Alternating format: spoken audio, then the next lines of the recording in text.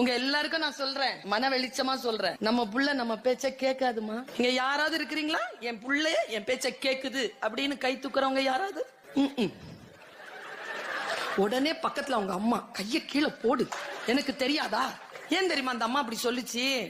நாம கேட்டோமா நம்ம புள்ள கேட்கறதுக்கு? ஆனா ஒன்று சொல்லுகிறேன், நான் டீச்சர், நான் ஒரு தாய். நம்ம புள்ள நம்ம பேசுறது கேட்காது, அது ஒரு இன்பில்ட் குவாலிட்டி. நான் ஊருக்கே சொல்வேங்க, என் புள்ள என் பேச்சு கேட்க.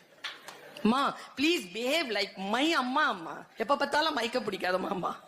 ஆனாலும் நான் நல்லது சொல்லிக் கொண்டிருக்கிறேன் அவனுக்கு. நீங்களும் நான் சொல்லுகிறேன், உங்களுக்கு முன்னால் உங்கள் குழந்தை உங்கள் பேச்சை கேட்காது, இருந்தாலும் நல்லதை சொல்லிக் கொண்டிருங்கள். ஏனென்றால் வாழ்க்கை அவர்களுக்கு முன்னால் வேறு ஏதேனும் சவால்களை போடுகின்ற பொழுது அந்த சவால்களை அவர்கள் நேர்த்தியாக சந்திப்பதற்கு நீங்கள் கற்றுக் கொடுக்கின்ற அறம் அவர்களுக்கு அங்கே பயன்படும் என்பதற்காக சொல்லுகிறேன். உங்கள் முன்னால் அவர்கள் நிகழ்த்தி காட்டவில்லை என்றாலும் சொல்லிக்கொண்டே இருங்கள்.